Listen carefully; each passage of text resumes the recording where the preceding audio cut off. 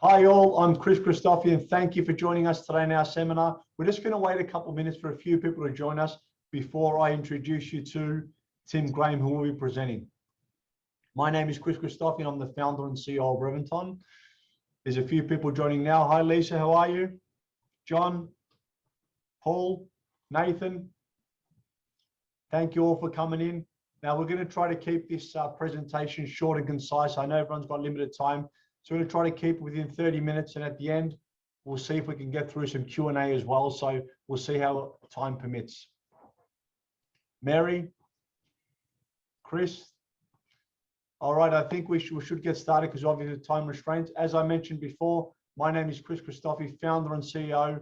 Started our business in the 21st of March, 2005. So we've been going for over 16 years, and we've helped over 3,000 Australians get into the property market. Our topic today is selecting the right investment property. Without further ado, I'll introduce you to our COO and our head of research, who's traveled the world and been in real estate for over 10 years, spoke to hundreds of developers and helped thousands of clients get into the property market. Mr. Tim Graham, how are you? I'm very good, Chris. Thanks for having me. Yep. Great topic today, Chris. Obviously, selecting the right property for people is very important at the best of times, but in a market like we're in at the moment, I think it's probably more important now than it's ever been. I think it's harder and harder these days to find value in a market as busy and as buoyant as what we've seen so far this year. Without a doubt, and getting the right advice is so important because buying that first property, I always say, is the most important. It's the stepping stone to buying your second, third, and fourth. So getting that information, to be able to make smart investment decisions is so important, and it's never been more important, as Tim stated. Yeah. So essentially, selecting the right investment property for you, what does that mean? Essentially, what it means is that we go and find a nice piece of real estate. That might not be the best property for everybody. It is for some, and it's not for others. So typically, what we'd find is the best way to find the best piece of real estate for you is to start with a discovery and actually identify what your goals are. As I mentioned before, if you're looking for something at the age of 20, it's going to be very different to somebody looking for it at the age of 50 or 60. So it's really important that when you're trying to find the right piece of real estate for you, we really analyse what those goals look like, so we can select the right one. So today, just really quickly, a little bit about myself for those who don't know me. So I started with Revanton back in 2011. So been in the property investment game for about 10 years now. Started as a mortgage broker, realised there's a bit too much paperwork in that, so that's why I found myself in real estate. It was a bit easier. So I now hold a real estate licence in Victoria and Queensland, and I did my MBA. I was lucky enough to travel overseas. I did real estate in about 15 or 16 different countries. So I suppose the reason I tell you that is not to try to impress you, but really it's to show you what I specialise in is working with investors. We do a little bit of stuff in first home buyer space, but typically what we've been very good at Revanton over the last 10 years that I've been there, and certainly the few years before that with Chris, was to help people grow portfolios. So today I've put together a bit of a presentation, basically 4 steps to today's presentation. The first one is just talking about the pros and cons to different types of property. Okay, so every different property might have benefits, but some of them have got some considerations that you might not be thinking of. There won't be anything groundbreaking here, but what it is it's a really good refresher for people. And I think it's a good place to start when you're starting to think about property investment. What's the right type? And then we can start to talk about areas and all those other things. The second part is the Revanton formula. Chris, that's where you come in. Obviously, this is pulled from your book and been doing it for groundbreaking, mind you. Yeah, it's still groundbreaking. And then we're going to talk a little bit about success leaves hints. It's a saying that we truly believe in. So we want to show people not only how we select property today, but how have we done it in the past. And if you obviously see that our clients have had some success, we'll show you how we can put those same learnings into action in today's market. And then hopefully, Chris, we've got a little bit of time for some Q&A at the end. Yep, obviously we're very mindful of everyone's time as well. So yeah, but we will get through a few questions. That's it. If anybody who sticks it out at the end of it, we'll also give you a copy of Chris's best-selling book, the one behind me here. Oh, there you go, on screen there. So Chris, tell us a little bit about your book before we get started. Well, it's called Your Path to Wealth Brick by Brick.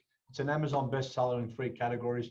And I wrote it because I really wanted to arm people with the right knowledge on how to get into the investment property market, how to select the right team, how to not over leverage, and to really all the tips and tricks that we've learned in real estate is something that I wanted to share. So As a thank you, everyone will get a digital copy of it. But more importantly, we are going to cover points of it. And when you come in, and Tim mentioned strategy before, a lot of people come to us and the first question they ask is, where shall I buy real estate? The most important question is, what strategy should you employ before you look at real estate, which is what Tim said. And I think it's very, very important to note, what can you buy, where can you buy, before you get into the nuts and bolts, which at our book, Revanton, my book, sorry, Your Path to Wealth, covers step by step, which we'll be talking about today. So I'll leave that with you, Tim. Good stuff. All right, so let's get into it. Today we're going to talk about, or we're going to start with the pros and cons to different types of property. As I said, this might seem really obvious for people, but there's obviously a really big difference between a house, an apartment, and a townhouse and a townhome. A lot of people don't realise that a townhouse and townhome can be different. So that one's an interesting one. Then we're also going to finish with new versus established as well, because not all properties are made the same. Not all suburbs are made the same, but it's important when we're thinking about our goals. I'll give you a quick example, but when we talk about goals and people being at different parts of their life, if you're thinking about starting a family, for instance, that's a really big thing that we need to be thinking about when we're choosing a property. We want to probably make sure, if you're going down to one income, we want something that's going to be positive cash flow. Maybe we're thinking about retirement. How should I gear that property? Should I be taking on more debt, or should we be trying to buy that outright? All these different things. So it's really important that we start with your goals first before we start to think about where to buy and what to buy. But to kick things off, let's talk about something really obvious. What's a house? Okay. So houses, benefits of buying a house as an investment. Typically more space, you get larger outdoor living, you get good privacy, and flexibility in design. Chris, you've seen this plenty of times before. With a house, you can obviously choose what types of design you want. With an apartment, you might be a little bit stricter on what you can have. And typically in an apartment complex, if there's 100 units in there, I dare say 50 of them are exactly the same. That's right. That's right. You make a good point. And you talk about investing, Tim. And one thing I did want to bring, you talk about transition to retirement. There's three reasons predominantly people invest: cash flow, tax saving, and capital growth. Depending on your age and your net cash position, we can be more aggressive towards one. As Tim mentioned, transition to retirement, you have a high net disposable income. And these products will suit different people in a different way. So it's so important to understand the pros and the cons to them, which is why this is such an important demonstration to do it, to can clarify the difference. Yeah. And as I say, as you're starting out in your portfolio, capital growth is such an important thing. Equity and leverage is one of the most important things in property investment. So houses, because of the land component, that's where we typically do find better capital growth. Not to say that you can't make money in apartments and townhomes, but typically we've seen over the last sort of 10 to 15 years at least, the land has much better resale value. Because as we know, every single piece of real estate, what you put on top of that land, that depreciates. It goes down in value. Everything below that, that building goes up. Okay, so it's a land component that we're striving for. But the considerations you have to have in houses are higher entry price. Now, what I mean by that, if we think about, I'm sitting here in St Kilda Road. If I go across the road to Paran, a house in Paran versus a unit in Paran are going to be very, very different ends of the spectrum. A lot more expensive to get into a house. So we tie a lot of these considerations back to your budget. The second part is location. Again, if we think about what your budget might be, if we've got a borrowing capacity or the ability to buy something at 500,000 or 550,000, it's going to be pretty difficult to buy a house in Paran, but it might be suitable for us to be buying it further out into the greenfield areas outside of a CBD or even regional areas. The other considerations is in a house, typically we have a bit more in the way of maintenance. And that comes down to having more bathrooms and larger kitchens and things like that. So we do have to have that as a consideration when looking at a house. The next part is land rate. So your holding costs could be a little bit higher on a house and land or an established property if the land component's bigger. Okay, obviously land component on apartments, because you're sharing that land with so many other owners, your land rates could be a bit lower. Now we move on to apartments. So apartments, obviously the benefit of an apartment, lower entry price, you get less maintenance because the body corporate can help with the fixtures and fittings and things in the general areas. You get good security. These buildings have great amenity now, Chris, as well. We've seen some terrific projects around Melbourne lately. They've just been settling. They've got squash courts and car washes and dog washes and everything in there. So it really is a renter's game, apartments. People love living there. A lot of times people don't want to leave now. You talked about lifestyle investments. Yeah. It's got everything at your doorstep. It's even got working from home places, great entertainment areas. So it has become a lifestyle thing, of course. Yeah, that's it. That's why we're seeing so many more rent investors now. I know up until recently, Chris, you were living in an apartment. You got 4 kids. For myself as well, I live in an apartment, but I love it because it does have those great amenities. It's walking distance to work. So it's great, but I must say, obviously because of body corporates and things like that, that's one of the considerations as an owner. Do I want to be paying for a body corporate or 24-hour concierge? So the other considerations with apartment, obviously less space, okay? That not only less space for the people living there, but also less space as far as the block of land that you own. So that can affect your capital gains. They can lack individualities that I touched on before. So again, let's use that example. There's 100 units in the complex. You're going to rent your unit. You're going to sell your unit. Anytime you're trying to do either of those things, you're probably competing with one almost identical in the same thing. And that can typically mean it's a fight to the bottom as far as price. The next part is, obviously less car spaces in a lot of the CBDs now. A lot of the apartments are sold without car spaces. We touched on body corporate fees. Body corporates are not only can they be expensive, so every time you're getting your rent, you've got to pay out on the body corporate, but they can also restrict things that you might want to do with that property as well. They can restrict you doing renovations, restrict you painting, the outside of properties, all those types of things. And the biggest one, which we touched on already, is less land can affect your capital growth. There's only a couple of markets in Australia right now that I can see actually getting good capital growth in units. So that's something that people should be considering when they're looking at their goals. So townhouses, the benefits of townhouses is they have got more space than apartments. They typically mimic a house, but usually double story, and they have an adjoining wall. So they can still have good outdoor area. I say that they could be a more affordable option, and the reason being, with the land component being smaller, that's going to cut into the cost. The other great thing about townhouses is the location. They typically build them very close to amenities. So, close to the school zones, close to your train stations and jobs. You don't find them out in the middle of nowhere. So they can be a really good option if your budget restraints won't let you get into a larger home. Some considerations, obviously with that smaller land component, it can restrict your capital growth. Stairs, Chris, we often talk about dead space. When you're looking at a house, you look at dead space. With townhomes, obviously you've got the dead space with the stairs going up and down. There's some other things that people don't like about staircase, but certainly elderly don't like living there in a lot of ways. I don't think you'll find too many downsizers going into townhomes because as they get older, they don't want to be going up and down stairs. And again, they can lack individuality, very similar to apartments. You might have a block of 6 or 8 townhomes. They're almost identical in most cases. But the other one, which is something people might not be aware of, is there's actually a difference between a townhouse and a townhome. Okay, the only difference between a townhome and a townhouse is that they're on a townhome is on a single title. Okay, so to look at it with the naked eye, absolutely identical, but there's no body corporate. Okay, so we're not every time we're getting $450 a week in rent, I'm not giving $50 away to a body corporate. They are perfect for self-managed super funds, which is something we'll talk about in another webinar. The next part we're going to talk about is new versus old. Okay, so what does that mean? If we think about it in a house space, we're thinking about buying a block of land and then building on it. We're thinking about apartments, of what they refer to as off the plan. The benefits of new build is they're modern. Okay, so that's better tenant appeal. Chris, I don't know about you, but if there was a house and a brand new house and an older house side by side, this one's got the the 900mm appliances, the USB power points, and there's an older one. As a tenant, if you think about it, which one would you prefer to be?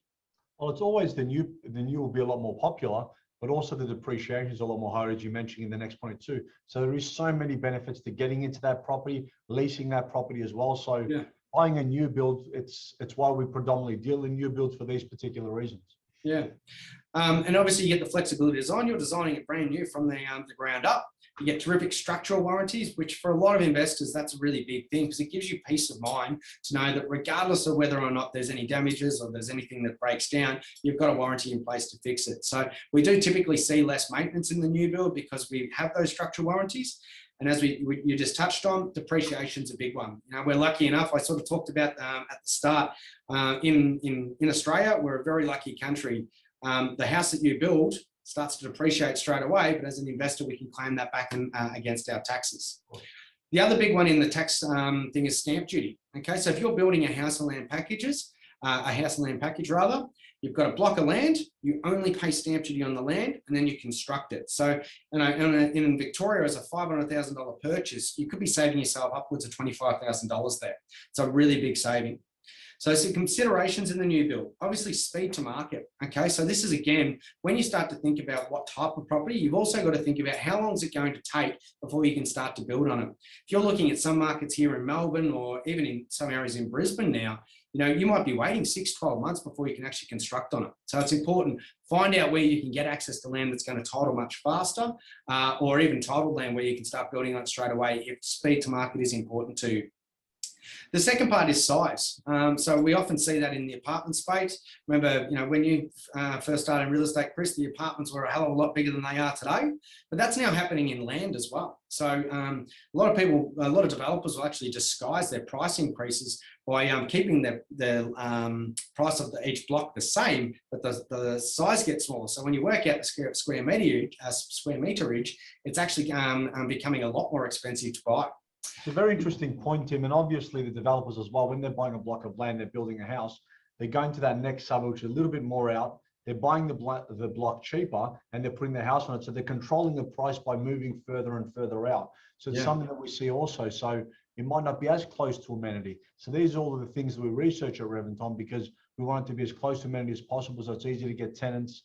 It's got good shopping centers, good walk tours, and all these things. But that's how the developers can sustain the price, because as they go further out, they're buying the block of land cheaper. Yeah, that's right. Well, that sort of brings us to that location discussion. So if you're looking at new build, to meet a budget, you're not going to be buying a block of land and building in Paran, not unless you've certainly got a budget upwards of 2 million. But what you might be able to do is go out to these greenfield areas, which are a little bit further out where the land is a bit cheaper. But again, if you do employ that strategy, as Chris just mentioned, we need to make sure that you're not sitting there waiting for years and years to get that, get all of the infrastructure out there. We're not going to wait 10 years for trains. We don't want to wait 10 years for schools to open. So it is important you do your due diligence around where you buy these new builds. So the next part is the established. So there's a lot of benefits in established as well. Speed to market, faster cash flow, proven markets. So we can see that they've got 10, 15, 20 years worth of history. So it gives you a really good lead indicator on what we can expect moving forward. And as I mentioned, you do have that established infrastructure. Now, the considerations that we need to consider in the established market, and this can actually affect the speed to market discussion now as well. A lot of people think, if I want to go and buy something established, I'll be able to buy one and then settle in 30, 60, 90 days. The truth be known, in a market like we're in right now, it can take twice as long. People are turning up to auctions and getting blown out of the water. People are paying far too much for things in the established market. We've just seen 20% growth in Australia as a national average, 20% capital growth in the last 12 months. So unless you're prepared to spend a little bit more than what the property might be worth, you could find it's taking you 6 months to find the right property. So the next part is higher stamp duty. Because it is established, you're paying stamp duty across the entire thing, not just the land. They can be older in design, higher maintenance. They can be less desirable to tenants in some cases. And then affordability. Because they're in more established locations, you might find that you've got to spend a little bit more. So Chris, so far we've talked about the pros and cons of different asset classes, the new versus old. For us, obviously, we see a lot of benefit in the new build, and a lot of our clients do see that as well. But obviously, we can help people, no matter what they're looking for. The next part. One thing I did want to mention on Tim, because you asked the question, it's important to ascertain the right investment for you. Yes, we believe in new build, but we want to educate the client on new build versus established, because a lot of people are more comfortable with certain asset classes. It depends on their age. We mentioned before net disposable income. So it's very, very important that initial conversation, you ascertain what investment is going to work best for you, but you understand the benefits and the considerations to each product side by side. So it's very important to have that conversation before you make a decision. Yeah. Chris, the amount of times we've seen clients that decide to buy an investment property for the first time, the first thing they do is they go to their local agent and they start with real estate first. Something I learned from you. If you're going with the real estate first, how do you know you can afford it? How do you know it's going to be the right property for you? So we really need to make sure the numbers work first. So moving on to step 2 in today's presentation, we've got the Revanton formula. This is something that Chris created and lives and breathes it himself. Like to this day, and I've known Chris for 10 years now, he really does put this into action. I don't think in all of the investment properties that I've seen Chris buy over the years, I don't think I've seen you spend more than $650, Chris. That'd be right. All my investment properties, I follow the exact same strategy, which you're about to cover, which is page 143 in the book as well, which you can present. But it's it's a strategy that works. You can duplicate it, and it's a stepping stone to the next one and the next one, and they're close stepping stones, which means you can duplicate a process quicker, faster, and more efficiently with less risk. Yeah. So keep in mind for all the listeners there, what we're trying to do here, this is for people that really want to grow a portfolio, okay? So what we do is we look at the property pyramid and we say there's property market up to 400,000, then there's 400 to 650, and then 650 and above. If we think about this property pyramid, which category do we think would have the lowest demographic of tenants, the biggest challenges with late rentals or damage to properties and things like that? We typically find that is in the bottom category, okay? So lower economic demographic. And then in the 650 plus is the category where there is a downturn in the market. That's the one that gets affected the most. So we call the 400 to the 650 bracket the sweet spot. Not only because it's where everybody can afford as far as families living and things like that in the mortgage belt and in great regional areas, it's also where we find that we get the strongest rental yields as well. Now, the higher we go up in price, the quicker the rental yields drop away. So the next part that we talk about is, well, okay, now I've got a budget of 400 to 650. That's where I should be buying. Where do I buy? And it's important to note when we think about property investment, it's important to realize that the suburb that you buy in does 90% of the heavy lifting. Chris, if you bought an absolute dump of a house in Toorak, how much would you have made in the last 12 months?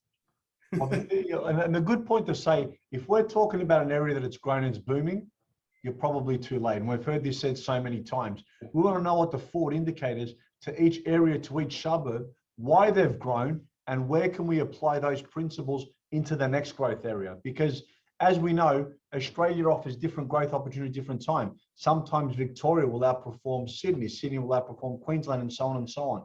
So this property clock is so important to ascertain what are the forward indicators to where you're going to make money. Yeah. It's like I always say to my clients, if I give you a lot of numbers of last week that have won the money, they're absolutely useless. Yeah. Giving you the lot of numbers to the next lotto is what's important. What's the forward indicators? What can we take from areas that have, like Geelong, why have they boomed? Why have they grown so much? What's the next Geelong? And these are the things that Revanton, we actually study. We spend hours upon hours and have spent thousands of dollars, tens of thousands, researching this on a monthly basis because it's so important. Yeah. So thinking about the next step in the Revanton formula is the property clock. And a lot of people that are watching today may have heard of the property clock before. A lot of people might have heard that 7 o'clock is the right time to buy in a property clock, okay? So to put that in layman's terms, we're looking, every single market in Australia is cyclical. Okay, sometimes it's on the way up, it's a rising market, sometimes it's on the way down. The one I refer to a lot when we talk about the property clock is Western Australia. Now, if we remember years ago, a decade ago, because of mining, it just took off. Okay, obviously some change in policy and then maybe appetite from the Chinese slowed down, and all of a sudden these properties that were getting huge rental yields and massive capital growth were left empty. Okay, now that was because that market itself was propped up by basically one industry. Okay, so it wasn't diverse, which you're going to talk about in a bit more detail in a moment. But now there's other markets that you might go to the edge of a CBD and you go, okay, I've got to go all the way out to, well, these days in Victoria, it's down in Gippsland and heading way out to the west, where you might be in a start of recovery or an emerging market. Okay, now that's all fine and well. But if you're sitting there and waiting at 7 o'clock, that's 7 o'clock to a rising market where you start to see capital growth. That might represent 2 hours on the property clock, but it could actually relate to 10 years in terms of capital growth. So it's important that we don't just think, okay, that's the edge of town, that'll eventually grow. We need to start to look at data and see low vacancy rates, increases in median price, all of these factors. So we're aiming for the 9 o'clock. Okay, and I'm going to show you in a minute some of the ways that we put this into action in real time. Tim, before we discuss that as well, obviously buying at the 9 o'clock, why it's so important. If we get good capital growth on our first, what are we going to do? We're going to use that equity to go again. And we're second, third, fourth, and we're going to really compound and leverage off the first and build momentum. So buying, we mentioned the first property a number of times. I say why it's so important and understanding the cycle. If we buy at 9 o'clock, instead of waiting for 10 years, if we can do that in 2, we can go again, and again. Understanding the different products and looking at all around Australia for opportunities it's only going to maximize your efficiencies and get into the property market second, third, and fourth time much, much faster and much safer as well.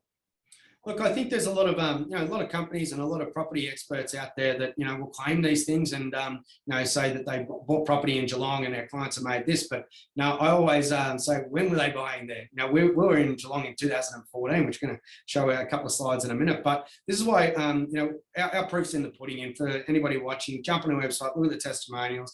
We're growing people's portfolio very, very quickly. Okay, and that's the thing about looking at the data and seeing vacancy rates constricted, seeing increases in the median price points, and we're targeting these things. Where I was selling 3 months ago, we're no longer in. We're into another area. It's constantly moving. These markets move very, very quickly.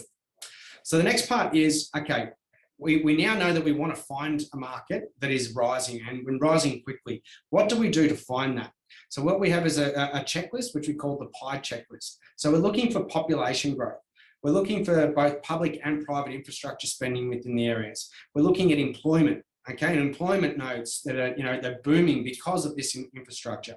And then the last part is, within a really strong economy, it needs to be diverse. So I touched on WA.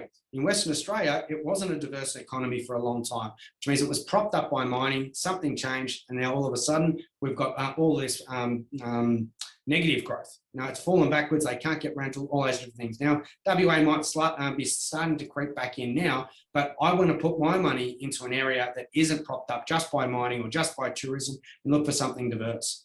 So the main thing that every single property investor should be looking for is population growth, because it creates demand, okay? And that demand drives capital growth. We look for areas that have got low price versus income. A low price versus local average income means there's going to be more room for capital growth, okay? You're not going to see an area that had $500,000 as their median price jump to $1 million overnight unless you're seeing increases to wages. So getting into these markets where we have got a low price and high income, that's a recipe for success. The last part is, if we get 4% in rental yields in these areas, we're going to get that property to pay for itself or put money in your pocket from day one. That's important because we're going to use these funds to pay down your owner-occupied debt much faster. Or to reinvest again quicker. Correct, that's right. We don't own owner-occupied property. Okay, so the next part is, and this is the last step before we start to talk about questions and answers, but the last point is success leaves hints. So it's all well and good for us to tell you about this Revanton formula, but does it work? And have you got any case studies and testimonials to show that? We have heaps of them, okay? So step 3, success leaves hint. Where have we been selling and where to next, okay? So everybody's heard Geelong's a great property market. And right now, people are still buying in Geelong. And it's not that I don't think it's still a good market, it's got room to grow. It does. But again, if we start to think about that, their incomes, okay, right now I'm seeing houses that we were selling in Geelong. 2014 was when the first one I sold down there, 376,000. Current value of that 640 on a bad day. Okay, I'm seeing some of these properties go upwards of 700 now. So that's 70% capital growth in 7 years, $263,000. And this client's been able to buy multiple properties off the back of this. One point to mention as well, which I think is very important, we spoke about in the rental pyramid. Now, although the property's grown from 376 to 640, the rental income hasn't grown substantially more, which means the asset costs more to hold, which means we need to look for the next one as well. So yeah, as you mentioned, the property prices go up, the rental income wasn't going up at the same rate, was it, Tim? So it was renting, when we bought it, it was 360 and 360 or 76,000. It was renting at $360 per week. So to Chris's point, if you were to enter this market today, you're probably going to get, I think that's renting for about $500 a week. Okay. So right now, but you have to enter the market minimum 640 to 700. So your rental year drops away. So again, what that means is from 2016, we realized that these properties have jumped to 550 because their incomes there would allow them to buy that. So now we've gone from an entry-level price of 376 to 550. The rental at that time was about 400. So that's when we decided to look for a new market. And that's when we started looking at Ballarat.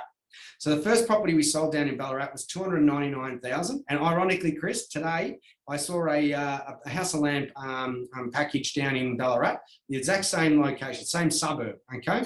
And to buy the block of land, the same size block of land, $299,000. So from 5 years ago, what it cost to build buy a house and land package, you're just getting the land. We all know what's happening with construction prices lately. So that property is now $570,000, 90% growth in a matter of 5 years, $270,000 in uplift. Okay. From there, 2018, we started to target the Sunshine Coast. Now, each one of these locations, you've seen that there's been huge growth. And now look at the rent on this, Chris, $650 per week on a $497,000 purchase. But this wasn't a fluke. When we think about that pie checklist, every one of these locations was driven by population growth because of affordability and lifestyle. Okay, so think about it with Geelong, 15 minutes away from Torquay. You're buying a 4-bedroom home in 2014 for the same price you're getting a 1-bedroom unit in Melbourne.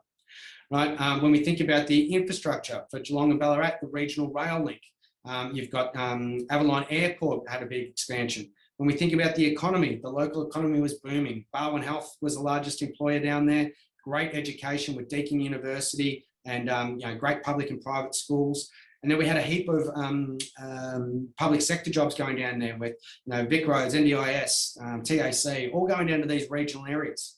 So when we start to look at those areas, we're like, okay, how do we apply that same formula to the next spot? That's when we went to the Sunshine Coast. Maroochydore had a brand new CBD getting created there. Look, you can see that's not a long time to have got 30% growth, but the rental yield is huge. Okay, I had a client the other day that just bought their second property, a young couple that bought in the middle of COVID. They bought all they could afford was a townhouse. We bought a townhouse in the Sunshine Coast. They've seen $180,000 worth of growth, Chris. That was literally on a bank valuation as well. So they drew down on that to go again. So we've got stories after stories with these things. So the next one that we're going to do is over to Q&A. Chris, have we got any questions from the audience? We've got quite a few questions coming in, Tim, but I'm very conscious of the time, so I'm going to just ask you a few, and we'll get to every other question as well. We'll email you with the answers as well, if that's okay. Of course. So the first question I've got from Mary: is it a good strategy to rent vest? Is it a good strategy to rent vest? Well, I think we're both rent vesters, Chris. So you can probably answer that question better than I have. How long have you been a rent vester for? I've been investing since I was 19. I'm currently, so it's over 20, almost 25 years to not show my age. Yeah. It's a fantastic strategy because you have 100% tax efficient debt. You live in an area that you want to live, but you're investing in an area where you're going to maximize your capital growth and allow you to keep going and purchasing in second, third, and fourth investments as well. So it's allowing you to be a lot more nimble with your lifestyle. You can go wherever you want. Can live in more expensive areas, and as the property prices goes up, the rent goes down. But you're investing in areas that were going to give you maximum capital growth and 100% tax efficient debt. So when you don't have your owner occupier properties, you don't have any debt, it's always going to help you build your wealth much faster and more efficient. And as I said, I was a rent vestor before the term was even a popular term, before anyone knew what a rent vestor was. It was the smartest option for me to buy in South Tweed, sorry.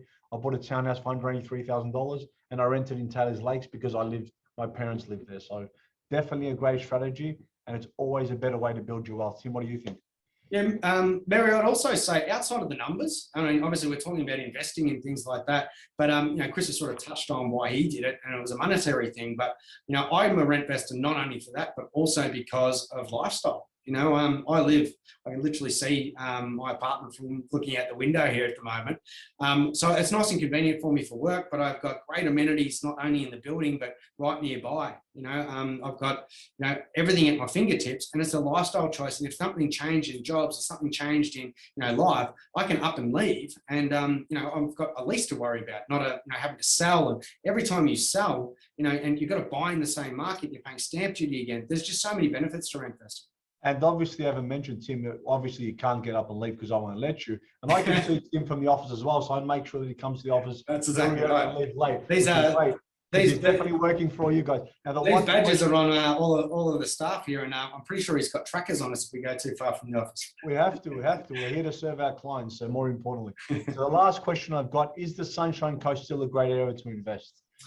John asked that question. Look, I think the Sunshine Coast is a remarkable market, and it's got plenty of growth as far as population, and plenty of growth that can still happen for capital growth. It'll continue.